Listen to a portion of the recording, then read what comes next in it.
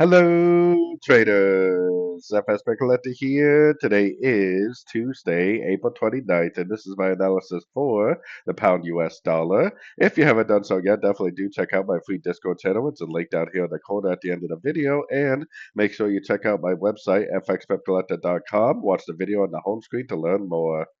So, anyways, with the pound US dollar, we did end up going up and taking out the previous highs. It still looks a little overlapping and a little corrective to me, like it still could possibly be an A and a B. The pound dollar does love to make, expanding and running flats or irregular wave Bs, basically just meaning that the wave B will take out the high of the previous trend.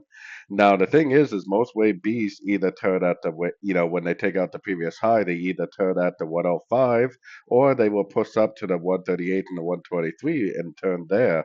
We definitely are turning at the 105 area, so if you do identify lower highs or break a structure on a little bit of a shorter time frame, then there's a good chance the wave B is over, and there's a good chance we're pushing down for a wave C.